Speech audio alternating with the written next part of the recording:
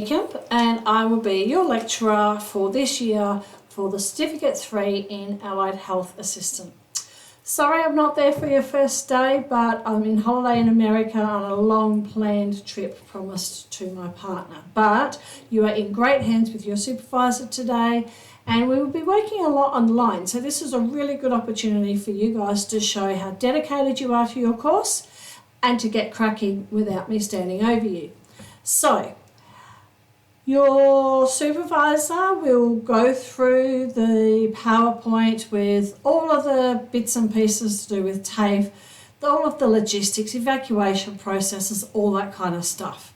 You'll also see a list of your units. Some are core units, some are electives. The electives are what we have chosen based on what we can offer and in collaboration with local allied health providers. Now, two of the units, I know most of you are really keen to start on your work placement, but you need to complete a certain amount of the theory before you can go into work placement, because it helps give you some of the information and set you up for what you're going to need. Work placement in health is very different to anything else. You need to learn how to do certain things first, okay? Not everything's going to be taught on the job, and that's what we're here for, okay? So one thing I do ask of you is great attendance, be on time, as the slide says. If you're not 5 minutes early, then you're late. I want you in class, logged in, ready to go at class start time. Make sure you also dedicate some study time. This is really important, okay? If you want to work in health, you never stop learning. So let's start these good habits now, okay? If you work in health, you are always required, regardless of your qualification, you are always required to do what's called CPE or CPD or PD points. And this is to help you meet the requirements for private health insurance, for NDIS, for other government agencies, and to meet the requirements for your association, because everybody in health needs to be part of an association to be able to get the recognition and insurance needed to work in health. Plus, it's a great industry to be learning in, and there's just so much to learn about the body. It doesn't matter how much you learn about the body, the more you learn, the more you realise there's more to learn about the body, because every single one of us is totally individual. And that's how we're going to work in class as well. So I want to see you presented in class as if you were presenting to work in a health institution, whether that be a pharmacy, or it might be the hospital with physio, or it might be somewhere where I like Full Circle helping with OT. There are many variations. So the places that you can consider where you might like to do your work placement. So physio, OT, speech therapy, podiatry, chiropractic. They don't tend to use AHAs much here in this environment.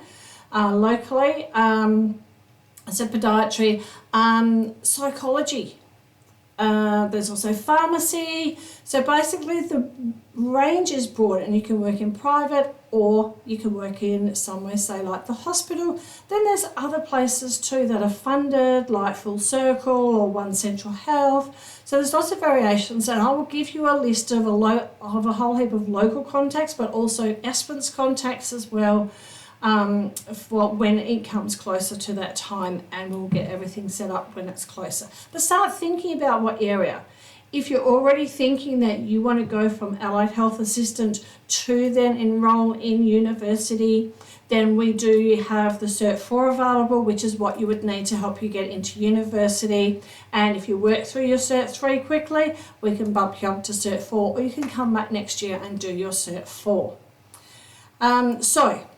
Our attitude, how we rock up in class, is how I want to see how you're going to work. I have to be able to recommend that you are going to be a good person or a good candidate to go and work in that health facility, okay? So there's a few rules around that. It's not just your presentation, your timeliness, your preparation, and your attitude towards work, okay? But it's also a few other things that are really, really important.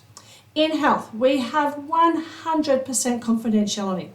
Now, just unidentifying people in a story in a place like Kalgoorlie does not mean you don't know who we're talking about, okay? So nothing repeats outside the door of your work placement workplace.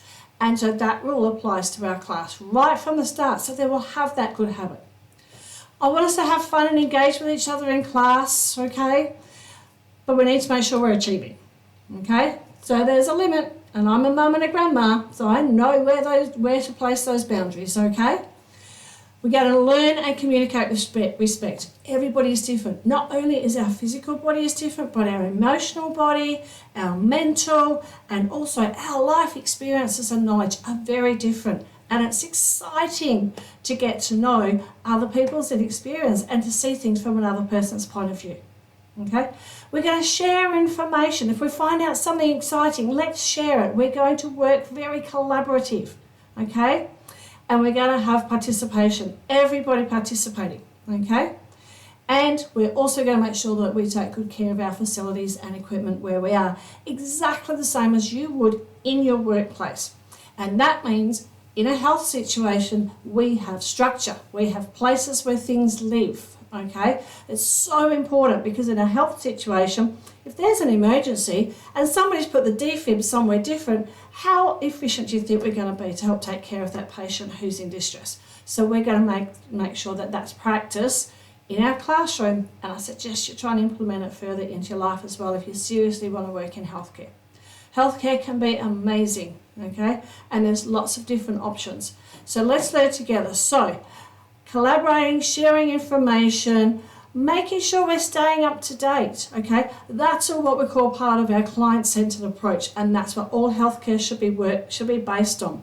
Not one person is going to fix everything for a person or do everything that person needs. It takes a team, okay? And it takes a really special team, and I really, really look forward to and hope to see you as part of a health team in the future after doing this course.